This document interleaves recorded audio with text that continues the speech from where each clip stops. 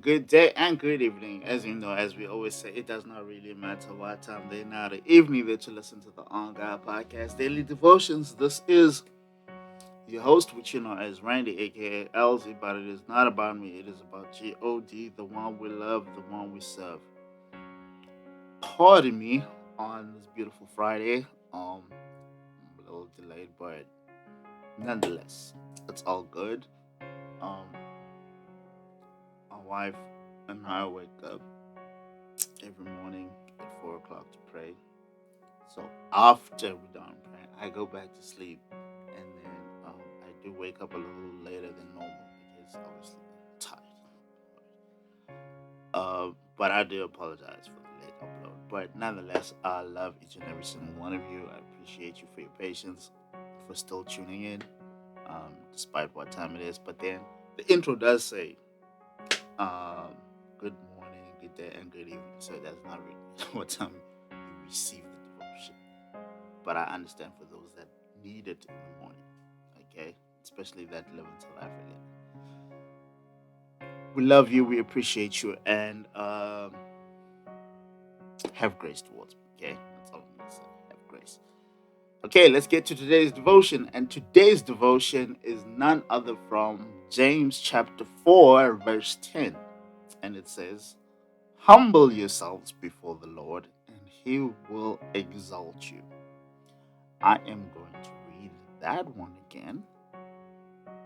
It says, "Humble yourselves before the Lord, and he will exalt you." Now, the importance of the scripture, obviously, we're dealing with um, having a heart for worship. You cannot have a heart for worship, meaning having a heart to worship the Lord, if you do not humble yourself before him. You have to submit yourself to him. For you to do that, you have to humble yourself. Remember, one of the biggest things, one of the biggest downfalls of man is pride, and I can attest to that. You know, before my wife, I had a lot of pride. Like I had a lot of pride. I didn't seek help. I didn't want anything from anyone. I just wanted to do things by myself. And but having met my wife, I learned a lot about trusting the process. You know, taking things day by day and not rushing yourself to want everything all at once.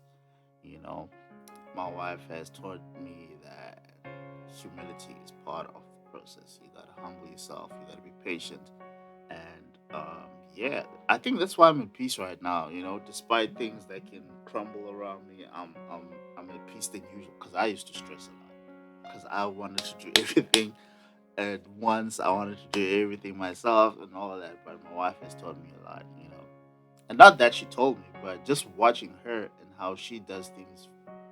You know, you you learn by watching others, and she's really good at that. I've never seen my wife stress about anything, bro. I've never seen my wife stress about anything. Um, I think she just stresses about her family, but aside from that, my wife doesn't stress about anything. She takes things day by day. Mind you, me, she speaks everything into existence. Even though it'll take her time to get there, but she speaks everything. She's like, "I'm gonna do this, do this, do this, do this," and she does it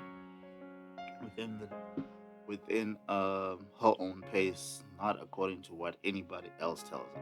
And that's one thing that I've learned from my wife, and I'm grateful to the Lord for that because I don't think I would have learned this because now I get to see it every day. Obviously, I think that's how I was able to learn it because like she's here all the time, so I get to see her, and that's how it helped me to stay calm. So I would advise you guys to surround yourselves with people that are better than you, people that you can learn from. Not necessarily your spouse, but it could be your friends, whether it's your brother, your mother, whoever it is that you can learn from. Character traits that will build you and elevate you. And yeah, I would honestly urge you guys to get there. I mean, I wasn't much of a like I never used to pray as much as I do now until I met my wife. My wife used to call me at 12 a.m. or send me a message at 12 and say she's praying.